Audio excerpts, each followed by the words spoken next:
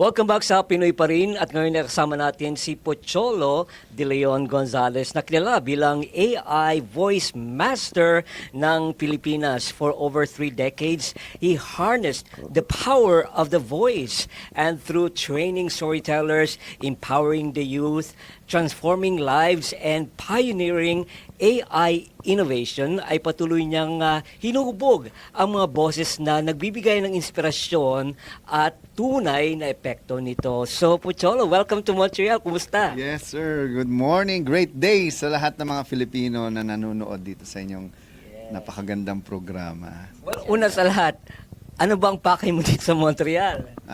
Just to visit, number one, my friend, si Harvey, Wayne Mendoza, isa sa mga kaibigan ko yan. And syempre si Dr. Jose Rizal. So I have this, kumbaga one of my, kumbaga responsibility ko na ipakilala si Rizal sa bawat Filipino sa buong mundo, no? Hindi lang sa Pilipinas.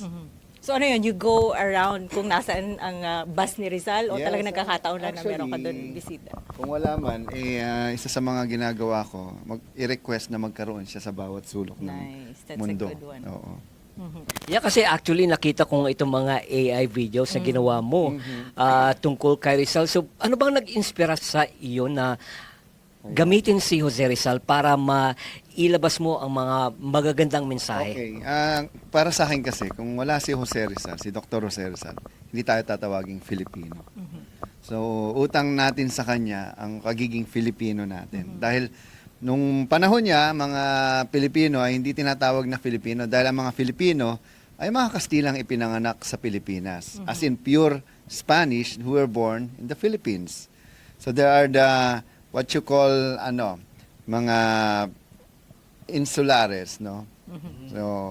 So yung insulares, yan yung mga Kastila na pinanganak sa Pilipinas. At ang mga peninsulares naman, ang mga Kastilang galing Spain na pumunta ng Pilipinas. So, yung mga panahon na yun kasi sila mismo nag-aaway-away dahil may diskriminasyon na eh.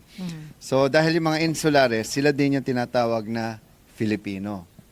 So, ang mga Pilipino na mga natives, ang tawag sa kanila, Indio. Yes. So, kumbaga pinakamababang uri ng tao sa lipunan ng mga panahon na yun. Parang bumabalik yung history ko nung college. Kay Actually, I'm Pocholo. learning a lot from him. Yeah. Yes. So, maraming Pilipino hindi nakakaalam ng kasaysayan. Tama. At si Jose Rizal ang nag-identify na ang mga Filipino ay hindi lang mga Kastilang ipinanganak sa Pilipinas, kundi ang mga taong nasa Pilipinas.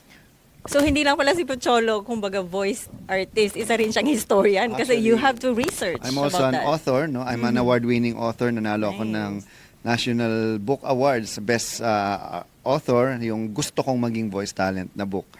In 2017, National Book Awards. Ako yung best book for professions at best author during that time. And also, I wrote a lot of history, like history ng Mariveles, Bataan. So, I'm from Bataan.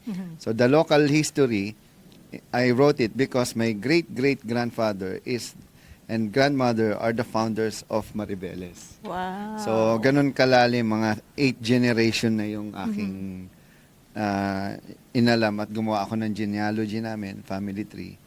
At ako rin nagsulat ng local history namin. Yeah. Okay, Choy, balikan natin. Tawagin na lang kitang Choy. Parang close na tayong tatlo, di ba? Ayun, balikan natin kasi kilala ka as a voice artist. Paano ka ba nagsimula sa talent na to? Nagsimula po ako nung bata ako. Yung 5 years old pa lang po ako. Hindi. Yung 5 years old ako, wala kaming TV kasi. So the only means of entertainment na meron ako, yung radio. So nakikinig ako ng radio drama, yung Gabi ng Lagim, yung Isang Gabi ng Lagim. Si Utoy at si Lolo Tasyo ay naligaw sa kagubatan. Ha? Lolo Tasyo, pasensya na. Ang sarap maglaro sa puno. Ay, naku, sabi ko naman sa'yo, Apo eh. Huwag ka maglaro dyan. Ha? Lolo, yung puno gumagalaw.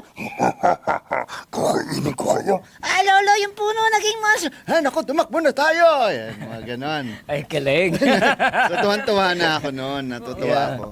Until I've never realized that I'm developing my voice acting skill. Until yan, mga gagaya ko na kung sino mga cartoon character like sila SpongeBob. Napakinggan ko noon yung Hey, come on, Patrick. I'm SpongeBob. Ay, ta! Hey, how are you, SpongeBob? My name is Patrick. Hey, shut up, SpongeBob. I'm Squidward. Hey, my name is Mr. Krabs. Ay. Meow. Yung mga ganun. Tapos yung, Yep, what's up, Doc? You're so despicable. yung mga ganun. Wow. I love you. So, yeah, natuwa ako until nung 16 ako, nanalo ako sa isang voice acting competition sa DZMM, ABS-CBN. And I had my first radio show. And mga yan, nagdub ako ng mga movies until, and yung Meteor Garden, yung pinakasikat na ano, mga cartoons, Kuro-chan, yung, Hoy, manda ka sa akin. Ako nga pala, Cyber Kuro-chan. Itong pakisa nyo. mga ganun. Buddy, ako naman si Chacha. Yan. Interesting. And for 30 years, ako pa rin naman yung gumagawa ng pinakasikat na mga anime ngayon. Like, mga Solo Leveling, ako yung director. Yan, mga Kaiju number 8, Gachi Akuta, My Hero Academia, and more. Marami pa kaming titles na gagawin. Dr. Stone, name it. So, we have this channel called Anyone Philippines. So, Amazing. so napakarami ring commercials. So, ayun, little that I know na yung pagiging mahirap namin ay magiging advantage pala yun. Dahil kung hindi ako, wala kami, kung may TV siguro kami, hindi ganun na magiging interest ko. Yes. Very inspiring. So, paano nag-evolve ang iyong traditional storytelling into becoming the AI voice master ng Pilipinas? Ayan, magandang tanong yan, sir. No? Kasi nung ako ay, again, nagsimula, alam niyo yung tape pa na ginagamit natin, yung mga Yes, cassette tape cassette na tapes. nagre-record tayo, until naging digital siya. So, naging digital hanggang naging online, yung MP3, and then here comes artificial intelligence. So, I've noticed that there's no AI voice for Filipino. Kasi yung most of the Filipino AI, ang pangit pakinggan yung, pumunta sa kanto, narito na Mga kami. GPS. Ayun, mga ganun. So, may tonal na sing-song pattern. So, aside from that, when you use American or other languages, may twang, yung pumunta siya sa may ganun, parang there's May no accent, Tagalog. What yeah. I did is, I developed a data sets and developed din yung mga machine learning for local, like Tagalog AI, Cebuano AI, Bicolano AI. And I partnered with a company called 11 Labs. So 11 Labs is the biggest AI company in the world sa voice. So lahat ng mga UGCs, user-generated contents or characters, yung mga avatars, yung voice nun galing sa 11 Labs. Even I work with a lot of other AI companies like Micro One. I'm part of Micro One. Kami yung mga gumagawa ng mga boses na Tagalog na napapanood nyo ngayon sa mga Veo 3, Sora. So yan yung mga, ako ang nasa likod ng mga yan. So, binigyan ko ng oo. boses ang mga Filipino. Maganda, Mike, kasi hindi siya nag-stop doon sa pagiging voice artist or talagang hanggang doon na lang. Kasi, lalo na ngayon, kasi ang trend na sa AI na. Yeah. So, ano ba, may mga experiences ba na hindi mo makakalimutan? Or paborito mong character? Kasi na-mention mo na din ng mga anime or mga commercials. May paborito ka bang character na talagang doon ka na engage? Siyempre, yung laging paborito ko yung mga nauuna lagi. Siyempre. Pero lahat naman gusto ko kasi, you know, voice acting is the art of becoming. Because I don't believe in acting kasi. Yung acting is fake. Parang, sakit ng ulo ko. I like yung pag you become the character, sakit ng ulo ko. Parang ganun. So, kasi theater din ako. Nafe-fakean ako sa teatro eh. So I focus on the not acting but the art of becoming. Halimbawa, hindi mo naman kailangang magmukhang matanda para magboses matanda ka. Yeah. You just become old man. Tsaka hindi mo kailangan bata ka. Kailangan para kang ikaw yung bata. So, even, di ba, yung shifting ng ano, na I become old man, o kaya, alam ninyo, sabi ko sa iyo, kahit hindi ko siya kamukha, kaboses ko naman siya. So, kahit hindi ko sabihin, alam nyo agad eh. Yeah. Ang lupit mo eh. Sabi ko sa'yo eh. Handa ba? Haba ng baba mo. Di ba, hindi ko sinasabi. Yeah. Kilala namin yun. Ha, nakakatuwa to. Shasha, kilala mo ba ako? Ako yung king of comedy. Si Very Dolphy. nice. Di ba? So, hindi mo kailangan na umacting. Pero, once you become the character, yan, the voice follows eh. Yeah.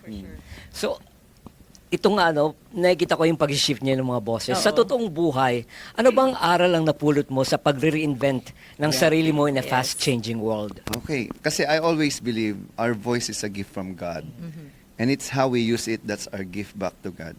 So maraming kantang hindi na kanta, maraming tulang hindi na tula, ay maraming kwentong hindi na isulat.